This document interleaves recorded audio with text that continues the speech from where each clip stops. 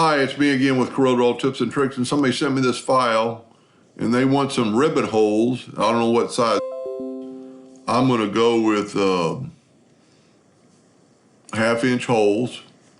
And he said something about space them 1 inch apart.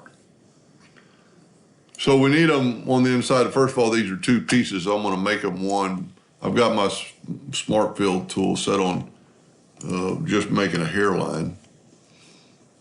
And so now we have a new line that is all 1 piece, but we need to set them on the inside. So we're going to go to Effects and Contour, and we're going to contour to the inside 0.75 because the holes are 1/2 inch, and then it'll maybe give us a little bit of edge. Then I'm going to go up to Object and break contour apart.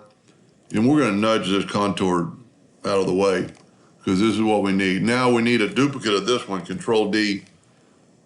You know, I've got that set on 13, so that's why it made it so far apart. That doesn't really matter. We need to know how long this line is. So go to Windows, Dockers, Properties, and check right here on this curve. And we've got 66.35 inches long line.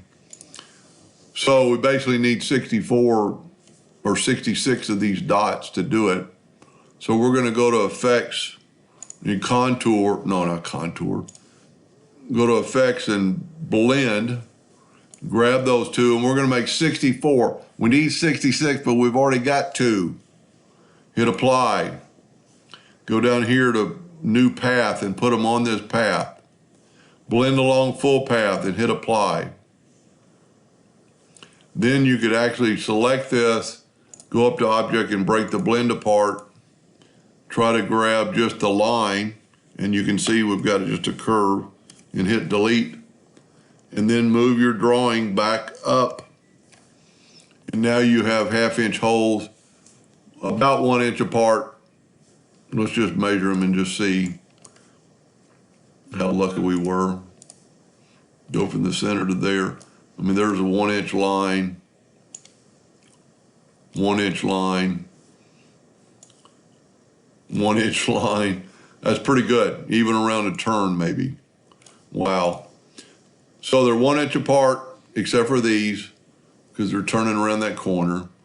They're the shape of your object. Now you could play around with that for the one I'm doing the video for and maybe have your contour only 1/2 of an inch in instead of 3/4 to get them more to the edge. And then you'll know the size of your ribbon holes and how many you need. Anyway, I hope that helped a little bit, and thank you for watching.